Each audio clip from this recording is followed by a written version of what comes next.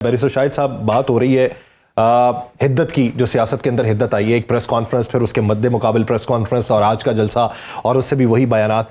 यूं लगता है कि जिस चीज़ को ख़त्म करने के लिए इक़दाम उठाए जा रहे थे वो चीज़ मज़ीद बढ़ती चली जा रही है। एनार्की दिखाई देती है, केओस दिखाई देता है, टर्मोइल दिखाई देता है। क्या इसके ख़ात्मे के लिए कोई नुक्ता हो सकता है, या फिर एक जुमला अगर आएगा तो सख्त तरीन जुमले फिर आपके पास भी महफूज जुमला हुकूक की तरह पड़े हुए? बिस्मिल्लाहिर्रहमानिर्रहीम। बहुत शुक्रिया यासिर साहब, आपने शरीक गुफ्तगू किया।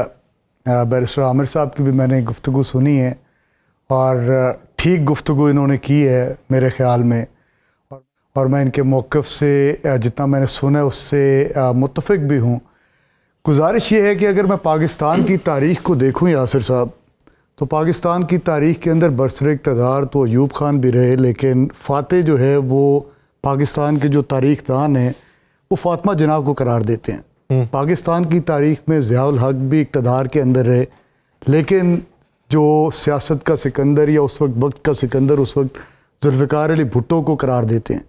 उसके बाद अगर मैं आ जाऊँ तो जनरल दुरानी साहब, असद दुरानी साहब 90s के इलेक्शन के अंदर उनका एफिडेविट पड़ा हुआ है सुप्रीम कोर्ट ऑफ पाकिस्तान के अंदर, जिसके अंदर उन्होंने नेशनल सिक्योरिटी थ्रेट को बड़ी अच्छी तरह डिफ़ाइन कर दिया। उन्होंने मोहतरमा बेनज़ीर भुट्टो को उस वक्त नेशनल सिक्योरिटी थ्रेट डिक्लेयर किया था, और ये 2012 की जजमेंट है। मैं उसका टाइटल भी बता देता हूँ। असगर खान साहब बनाम जो है मिर्ज़ा असलम बेग साहब, उस केस के अंदर तो हर चीज़ तय हो गई। गुजारिश ये है जो आपने बात की कि इसको कहीं पे ब्रेक लगना है। मैं ख़ुद ज़ाती तौर पे ये समझता हूँ कि पाकिस्तान की फ़ौज, जिस तरह मेरे कायद इमरान खान ने कहा कि पाकिस्तान की फ़ौज मेरी फ़ौज है, पाकिस्तान की फ़ौज को हम मजबूत देखना चाहते हैं। आपको याद होगा जब अदलिया की तहरीक चली थी तो एतजाज़ अहसन साहब का क्या नारा था? वो कहते थे, बार बार कहते थे, और उनके ऊपर कोई बगावत का पर्चा नहीं हुआ था कि उनको नेशनल सिक्योरिटी रिस्क या थ्रेट डिक्लेयर नहीं किया गया था। वो कहते थे, रियासत होगी माँ की जैसी, हर शहरी से प्यार करेगी, फ़ौज लगेगी सबको प्यारी, दुनिया की तारीख गवाह है, अदल बिना जमहूर ना होगा, अदल हुआ तो देश हमारा कभी भी चकना चूर ना होगा। तो गुजारिश ये है कि जब तक हम अपने हयूदो कयूद के अंदर रहना नहीं सीखेंगे, ये तो पाकिस्तान बनने के बाद ही 1947 के अंदर कायद आज़म रहमतुल्लाह अलैह ने बड़े वाज़े तौर पे कह दिया था कि पॉलिसी हम बनाएंगे, इम्प्लीमेंट आप करेंगे। सर, मासूमाना सा सवाल ये कि आप लोगों की हुकूमत थी तो आप उस वक्त स्टैब्लिशमेंट जो DGI-SPR ने कहा जी कि ये लफ्ज़ तो होता ही नहीं है, आप लोगों ने रख दिया। आप उनके साथ एक पेज पे थे, इसी तरह मुत्तहिद थे, दुनिया को पैगाम दिया जा रहा था। मौजूदा हुकूमत भी इसी तरीके से। अब हम हुकूमत को रियासती मौक़िफ़ माने, रियासती नुमाइंदा माने, या फिर अपोजिशन को माने? क्योंकि उस वक्त की अपोजिशन भी आप वाला ही बयानी अपनाए हुए थी, अब आप वो वाला बयानी अपनाए हुए। देखिए, यही पाकिस्तान का अलमिया रहा। जब टेबल टर्न्स होती हैं, मौक़िफ़ बदल जाते हैं। जब नवाज़ शरीफ साहब इक़्तिदार के अंदर 2017 के अंदर निकाला गया तो GT रोड की वो आपको पूरी याद होगी, जिसके अंदर दो एक बेचारे जो आम सिटीज़न थे वो गाड़ियों के कॉन्वॉय की ज़िद में आकर मारे भी गए थे। नारा था, वोट को इज़्ज़त दो। क्या वो नारा इमरान खान साहब को जो है उनसे कहा जा रहा था कि जी वोट को इज़्ज़त दो? जिनको सुनाना था सुनाया उन्हीं को ही जा रहा था कि वोट को इज़्ज़त दो, सियासी मुदाखलत बंद कर दो। यही कहते कहते बेनज़ीर भुट्टो साहिबा वो जाम शहादत नोश कर गई। उससे पहले अगर पाकिस्तान की तारीख़ में चले जाए, जो पहले मैंने हवाले दिए, तो ये हमारा एक रहा मामला कि आइन के अंदर जो चीज़ें तय कर दी गई थी, आइन से हमने इनहराफ किया, और आइन से इनहराफ करने के बाद हमारे साथ हुआ क्या? 77 साल गुजरने के बाद आज भी हम लोग गुलाम हैं। 77 साल गुजरने के बाद भी आज भी हमारी अदलिया जो है वो तमाशा बन के रह गई है। 77 साल गुजर गए हमारे मुल्क को बने हुए, लेकिन आज भी कशकोल लिए हम लोग बैठे हैं। आमिर साहब किस हद तक तायीद करते हैं? वो ये तो मानते हैं कि टेबल टर्न हो के जो नैरेटिव बिल्डिंग है या नैरेटिव वार है वो भी चेंज हो जाती? 100%। एक भी बात पे मैं डिसएग्री नहीं करता बैरिस्टर शाहिद साहब की। एक डिसेंट आदमी है और गुफ्तगू उन्होंने माकूल की है, बिल्कुल दुरुस्त फरमाया है। देखिए, ऐसे ही मैं चाहता हूँ कि पॉलिटिकल लोग ये PTI में हैं या जैसे भी धीमे लोग हैं और पॉलिटिकल माइंड हैं, पॉलिटिकल विजडम रखते हैं, انہیں آگے ہونا چاہیے. سر سارے دھیمے بھی تو نہیں ہوتے, آپ کو بھی پتہ ہے نا, تناسب تو ہر پارٹی میں برابر کا ہی دیکھیے ہوتا ہے. بہرحال زبان شائستہ ہی اچھی لگتی ہے, ذہن کبھی آلودگی والا پراگندہ اچھا نہیں لگتا. بھلے ہوں وہ ایکسیپشن ہی ہونی چاہیے, انہیں کوئی اتنا غالب نہیں آنا چاہیے, میں یہ کہنا چاہ رہا ہوں. مطلب یہ بات ہے, دیکھیے جو باتیں انہوں نے کی ہے یہ ہماری تاریخ ہے, تلخ ہے, یہ ان کے آنے سے پہلے یہی ذکر میں ساری باتوں کا کر رہا تھا. دیکھیے میں نے تو یہ بھی مانا نا کہ بھٹو صاحب آئے جنرل ایوب کی گورنمنٹ کے اندر, لیکن بھٹو صاحب نے اس کے خلاف جدوجہد کی, اسے گھر بھیجا, ایک پارٹی کی بنیاد رکھی, ہم آگے بڑھے, پھر سارے جتنے ڈکٹیٹرز آئے ہم ان کے ساتھ لڑتے رہے ہیں. دیکھیے اعتزاز صاحب میرے استاد ہیں, ان کا ایک یہ خواب ہے جو نظم انہوں نے کہی, لیکن یہ خواب وہ امپلیمنٹ ایون جوڈیشری میں نہیں کروا سکے, افتخار چودھری سے نہیں کروا سکے. تو فوج والا تو ان کی حد سے بہت آگے ہے, ہم سب کی حد سے بہت آگے ہے.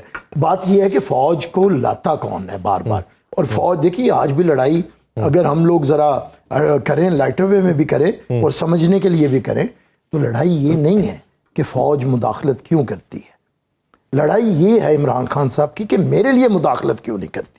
آخر تک وہ یہی مداخلت چاہ رہے تھے. فیض حمید چاہتے تھے کہ رہے ISI چیف یا پھر اسے آرمی چیف بنا دیا جائے, اور اس طریقے سے میں کروں. دیکھیے یہی میاں صاحب نے جب باجوہ صاحب سے سوال کیا تھا نا کہ باجوہ صاحب یہ ٹھیک نہیں ہے ووٹ کو, مطلب ان کا بھی یہی تھا کہ انہیں اقتدار میں لایا جائے. تو مقصد یہی, اب یہی میں کہہ رہا ہوں, میرے بھائی نے ساری تاریخ بتا بھی دی. ہمارے ساتھ تو تاریخ میں ہم تو وہ لوگ ہیں دیوانے اور جنونی کہ ہمارے ساتھ تو نہ کوئی حمید گل ہوا, نہ کوئی فیض حمید ہوا, نہ کوئی اسد دورانی ہوا. ہمیں تو IGI بنانے والوں کے خلاف بھی لڑنا پڑا. اور آخری بات, PTI جب بنی ساری پیپلز پارٹی توڑی گئی ہے.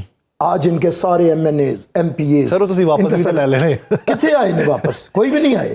وہ کہیں تھے ایڈے داغی ہو گیا نا, اب ہم نے راجہ ریاض کو لے کے کیا لینا ہے واپس. تو بات یہ ہے کہ کوئی چند صاحب بھی تو آئے نا, چند صاحب تو ٹھیک ہے پولیٹیکل تھے, انہوں نے خود ان کے اقتدار کے دوران ہی آ گئے نا, بعد میں نہیں آئے, پہلے آ گئے. لیکن میں بہرحال پھر بھی بات کر رہا ہوں کہ انہوں نے ساری ہماری جماعت کس سے توڑوائی تھی. یہ شاید صاحب سے پوچھے کون تھا جو ہماری جماعت کو آگے بنا رہا. کیونکہ آخری میرے پاس 3 منٹ ہے, تو شاہد صاحب یہ بتائیے کہ وہ کہہ رہے ہیں کہ مداخلت آپ کہتے ہیں ہمارے لیے کیوں نہیں کی جا رہی, کہ ایک بار آپ نے مداخلت کروا لی, خود سٹینڈ ہو گئے, اور اب کہتے ہیں کہ اب ہم خود سٹینڈ ہوئے ہیں تو ہم خود ہی آگے چلیں گے, اب آپ کی ضرورت نہیں رہی.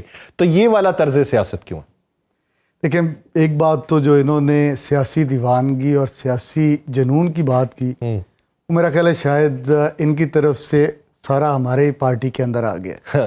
جمہوریت کے لیے جو دیوانگی, جو جنون آج پاکستان تحریک انصاف کے ورکر کے اندر موجود ہے, اور وہ آج آپ نے پشاور کا جلسہ بھی دیکھا ہوگا, بے تحاشا لوگ تھے. مطلب اس کے اندر لاکھوں کی تعداد میں کہہ سکتا ہوں لوگ نکلے, جنہوں نے آ کر اپنے وزیر اعلیٰ کے ساتھ کھڑے ہوئے, اور کھڑے ہو کر انہوں نے باقاعدہ اس بات کی تائید کی کہ یہ ہمارے 4.5 کروڑ عوام کے ووٹوں کا وزیر اعظم ہے. اب جہاں تک بات رہی جو آپ کا سوال تھا کہ یہ اگر پاکستان کی تاریخ کے اندر جائے نا جی, میں بار بار تاریخ کا حوالہ دے رہا ہوں, تو شروع میں اگر ذوالفقار علی بھٹو صاحب کی بات کریں, میں بالکل ان کو شہید جمہوریت مانتا ہوں, لیکن جہاں سے جو ان کی نرسری تھی وہ بھی تو پریزیڈنٹ ہاؤس ہی تھی.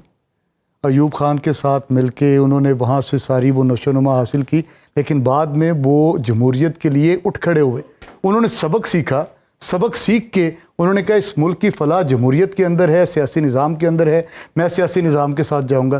اسی طرح یہ تو ایسے ہی ہے, پھر کسی کو انویسٹمنٹ کروا لو, انویسٹمنٹ تو بعد کاروبار. میں مجھے کمپلیٹ اگر کر لینے دیں.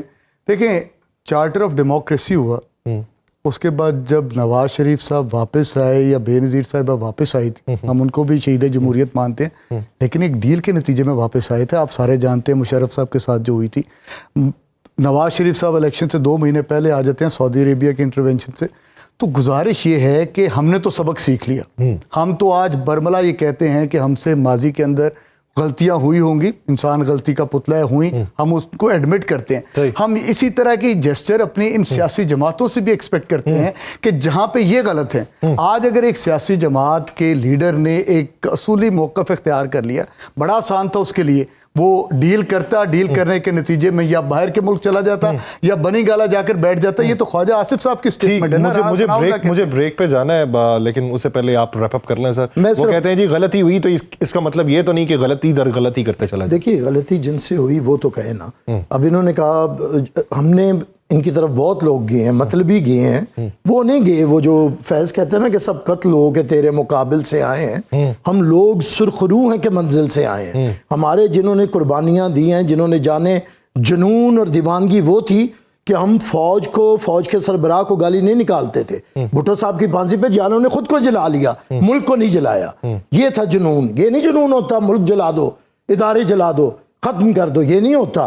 دوسری بات یہ ہے کہ بھٹو صاحب والا اگر یہ چاہتے ہیں نا کہ پہلے رہے, تو پھر اس کی قیمت بھٹو صاحب نے ادا کی ہوئی ہے. تو وہ پھر آپ یاد رکھیں, یہ لہو کا رنگ داغ دھوتا ہے بہت ساری چیزوں کے, وہ ہم دھو کے آئے ہوئے ہیں یہ سارے. اور دوسری بی بی کی یہ ڈیل تھی, یہ شاہد صاحب اتنے معتبر آدمی ہیں, مجھے بہت ریزنیبل اور پسند بھی ہیں. پی ٹی آئی میں چند ہی لوگ ہیں جنہیں پسند کیا جا سکتا ہے, ان میں یہ ایک ہے. تو ان سے پوچھیں کہ کیا بے نظیر بھٹو کی مشرف سے یہ ڈیل تھی کہ میں پاکستان اتروں گی, دھماکہ کرنا, 500 بندہ شہید کر دینا, پھر یہ ڈیل تھی کہ 72ویں دن مجھے شہید کر دینا. یہ ڈیل کر کے آئے تھے ہم.